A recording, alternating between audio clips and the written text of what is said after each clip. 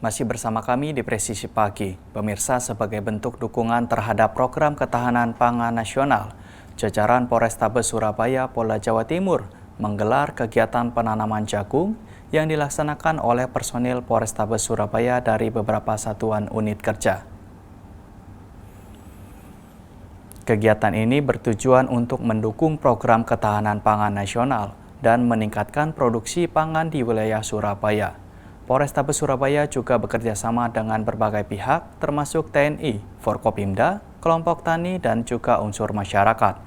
Penanaman jagung dilakukan di berbagai lokasi, termasuk di lahan milik warga dan di sekitar kantor Polsek, seperti di Polsek Pakal dan Polsek Gunung Anyar. Selain penanaman jagung, kegiatan ini juga melibatkan pemberian bantuan bibit sembako dan dukungan lainnya kepada petani dan masyarakat. Diharapkan kegiatan ini dapat memberikan dampak positif bagi peningkatan produksi pangan, kemandirian ekonomi masyarakat, dan terwujudnya ketahanan pangan nasional, serta selalu berupaya untuk mewujudkan swasembada pangan.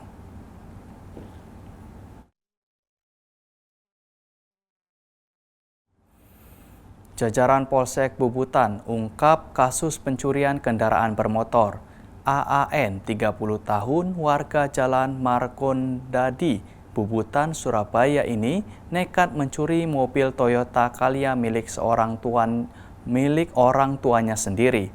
Akibatnya tersangka dilaporkan ke polisi dan kini telah ditahan di Polsek Bubutan. Kapolsek Bubutan Polrestabes Surabaya, Kompol Foni Fariski menjelaskan modus yang dilakukan adalah menjual mobil tanpa kelengkapan surat. Hari ini kami Polsek Bubutan dari unit reskrim melaksanakan kegiatan press release, yang mana press release hari ini adalah penangkapan anak dalam mencuri kendaraan orang tuanya. Ya, pada tanggal 30 April ini ada laporan dari orang tua pelaku, yang mana sebelumnya belum diketahui pelakunya siapa pencurian kendaraan roda 4 ini. Ya, roda 4 ini bermerek Calya. Kemudian laporan ini kami tidak lanjuti, unit reskrim kami dipimpin oleh Kanit Reskrim melakukan penyelidikan, sehingga kita mengambil CCTV yang ada di rumah, kemudian mendalami pelaku yang mengambil roda 4 terhadap korban ini ternyata adalah anaknya sendiri. Kemudian ya, unit reskrim kami berhasil melakukan penangkapan dan sekarang dilakukan penahanan, sehingga tersangka dikenakan pasal 363, yaitu pencurian dan pemberatan, yang mana barang ataupun barang bukti yang dicuri adalah kendaraan roda 4. Namun kendaraan roda 4 ini sudah dijual, sekarang masih dalam penyelidikan kami dan kami akan lakukan penangkapan dan pengejaran terhadap pelaku yang melakukan pembelian atau penada. Ya, kami mohon doa antara rekan-rekan sekalian untuk bisa melakukan pengembangan terkait masalah kendaraan roda 4 yang sudah dicuri. Untuk anak pelaku, anaknya korban ini melakukan pencurian sudah berulang-ulang kali. Ya, termasuk dulu pernah motor itu sudah 15 kali ya, 15 kali melakukan pencurian dan menjual kendaraan motor ini dijual milik orang tuanya. Salah satu penyebabnya itu adalah masalah ekonomi, karena anaknya ini sudah berumah tangga sehingga membutuhkan uang untuk membayar utang dan menghidupi keluarganya dan pekerjaannya yang tidak menetap. Polda Sulawesi Tenggara bersama Forkopimda mengikuti rangkaian penanaman jagung serentak kuartal 2 di wilayah Wawotobi, Kabupaten Konawe, Rabu 9 Juli 2025. Kegiatan ini merupakan bagian dari program penanaman jagung nasional kuartal 3 dan penanaman di lahan perhutanan sosial untuk mendukung ketahanan pangan.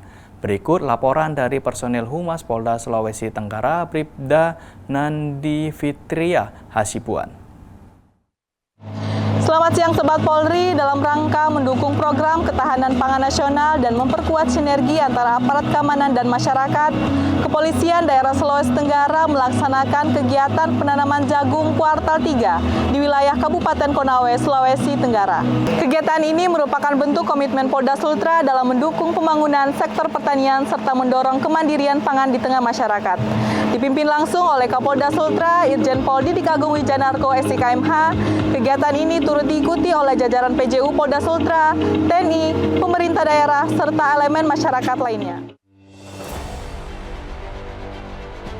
Dalam rangka mendukung ketahanan pangan nasional, Polda Sulawesi Tenggara menggelar kegiatan penanaman jagung di lahan perhutanan sosial di wilayah Wawotobi, Kabupaten Konawe. Kegiatan ini digelar serentak oleh seluruh Polda jajaran, terpusat di Grobogan, Jawa Tengah pada Rabu 9 Juli 2025, yang dipimpin langsung oleh Kapolri Jenderal Polisi Listio Sigit Prabowo. Di Sulawesi Tenggara, kegiatan ini dipimpin Kapolda Sultra Irjen Pol Didik Agung Wijanarko, didampingi Wakapolda Sultra Brigjen Pol Amur Chandra Julibuana, turut hadir Sekda Provinsi Sultra Asrun Lio, pejabat utama Polda, dan seluruh unsur Forkopimda Provinsi. Dalam momentum ini, penanaman dilakukan di lahan seluas 15 hektar, melibatkan para petani yang menjadi binaan Polda Sulawesi Tenggara. Kegiatan penanaman berlangsung lancar dan penuh semangat kebersamaan. Ini menandai kolaborasi erat antara Polri, pemerintah daerah, dan masyarakat dalam mendorong kemandirian pangan di Provinsi Sulawesi Tenggara. Selain penanaman jagung, Polda Sulawesi Tenggara juga menyerahkan bantuan benih jagung kepada para petani. Penyerahannya dilakukan secara simbolis oleh Kapolda. Polda Sulawesi Tenggara berkomitmen untuk turut mendukung ketahanan pangan dan kesejahteraan masyarakat, khususnya di wilayah perhutanan sosial. Dari Humas Polda Sulawesi Tenggara melaporkan untuk Polri TV. Demikian yang dapat kami laporkan dari Kabupaten Konawe, Provinsi Sulawesi Tenggara. Saya, Bribda Nani Fitria Hasibuan dari Bithumas Polda Sultra melaporkan untuk TV Polri. Kepala Kepolisian Negara Republik Indonesia menerima penghargaan bergengsi dari International Trade Union Confederation, organisasi serikat buruh internasional terbesar di dunia. Penghargaan diberikan sebagai bentuk apresiasi atas komitmen dan dukungan Polri terhadap perlindungan hak-hak buruh di Indonesia. Acara penyerahan penghargaan berlangsung di Indonesia Arena, Gelora Bung Karno, Senayan, Jakarta Pusat, serta dihadiri oleh seluruh pejabat utama Polri dan jajaran Kapolda dari berbagai daerah.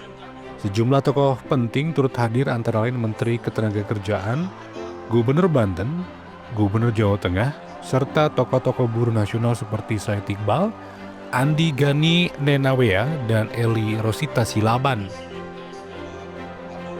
ITUC menilai Polri berhasil menunjukkan peran aktif dalam mendukung hubungan industrial yang sehat dan konstruktif, termasuk melalui pendekatan humanis dalam pengamanan aksi buruh, pembentukan peraturan ketenagakerjaan yang berpihak pada pekerja, serta menjaga akses buruh untuk memperoleh kehidupan yang layak. Menanggapi hal tersebut, Kapolri Jenderal Polisi Listio Sigit Prabowo berterima kasih terhadap seluruh konfederasi buruh di Indonesia. Selain itu, Kapolri juga menegaskan bahwa Polri akan terus berkomitmen untuk mendukung para buruh agar iklim investasi tetap terjaga di Indonesia.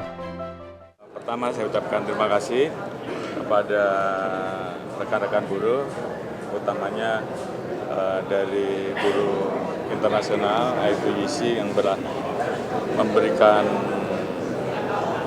penghormatan, memberikan piagam penghargaan kepada kita, dan tentunya ini menjadi kebanggaan kita bersama, khususnya institusi Polri, dan tentunya kolaborasi selama ini dengan rekan-rekan buruh, yang tentunya kita tahu bahwa buruh adalah tulang punggung perekonomian Indonesia, akan terus terjaga, dan kita tentu berharap di tengah situasi dinamika global yang ada, kita semua terus bisa bersinergi menghadapi berbagai macam permasalahan untuk bisa mendorong agar iklim investasi terus bertumbuh, kemudian lapangan kerja terus bertambah, dan tentunya harapan kita dengan lapangan kerja yang bertambah, buruh-buruh kita pun juga memiliki pekerjaan, dan harapan kita dengan pertumbuhan ekonomi yang baik, buruh kita menjadi sejahtera, negara kita menjadi kuat dan berdaulat. Mungkin itu. ITUC sendiri didirikan di Brussels, Belgia pada 1 November 2006 Dan di Indonesia memiliki anggota dari sejumlah konfederasi besar seperti KSBSI, KSPI, dan KSPSI AGN. Penghargaan ini menjadi momentum penting bagi Polri untuk terus menjaga sinergi dengan para pekerja demi terciptanya stabilitas sosial dan pertumbuhan ekonomi yang inklusif. Dari Jakarta, Jelang Baskara, Rizky Firmansyah melaporkan untuk Polri TV. Pemirsa, tetaplah bersama kami, Presisi Pagi akan segera kembali.